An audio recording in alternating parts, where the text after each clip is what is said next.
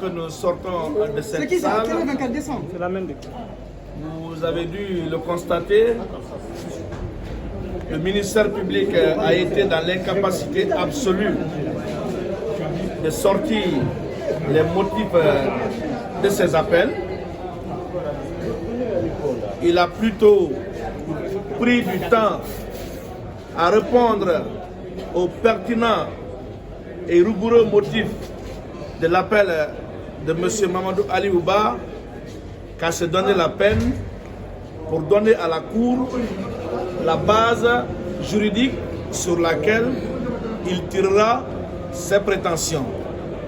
Vous avez dû aussi constater que le ministère public, à travers ces questions, n'a pas été pertinent, puisqu'il a été dans l'incapacité absolue également de rapporter non seulement la preuve que les propos imputés à M. Mamadou Ali Ouba sont diffamatoires ou outrageants. Mais bien avant, vous avez dû aussi constater que la Cour a fini par relever que le chef de l'État n'est pas constitué dans cette affaire et il ne s'est jamais constitué partie civile. C'est le ministère public, dans sa manipulation habituelle, qui a tenté, n'est-ce pas, d'introduire le chef de l'État dans cette procédure. Sinon, en instance, tout comme en appel, le chef de l'État ne s'est jamais constitué partie civile. Sur le fond de cette affaire, nous avons apporté la démonstration avec des arguments juridiques valables que les propos imputés à M. Mamadou Ali Ouba ne peuvent être constitutifs d'une quelconque infraction. C'est un leader politique qui a tenu un discours politique au siège d'un parti politique dans le cadre d'un débat public.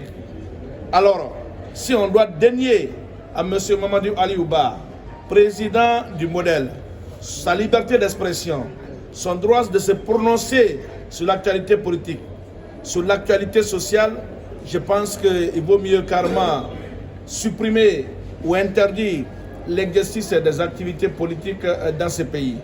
Donc, nous sommes satisfaits par rapport, n'est-ce pas, au débat qui s'est déroulé et qui a réussi, n'est-ce pas, à mettre à nu ce jugement unique qui a condamné à tort M. Ba. Nous n'avons quand même pas compris aussi ce renvoi au 9 avril 2025, en violation d'ailleurs des dispositions de l'article 593 du Code de procédure pénale, qui impose à la Cour l'obligation de statuer dans les 3 mois suivant le recours. Maître Almamissa Mouri Traoré, au nom du collectif, au nom et pour le compte de M. Mamadou Ali Ouba, a interjeté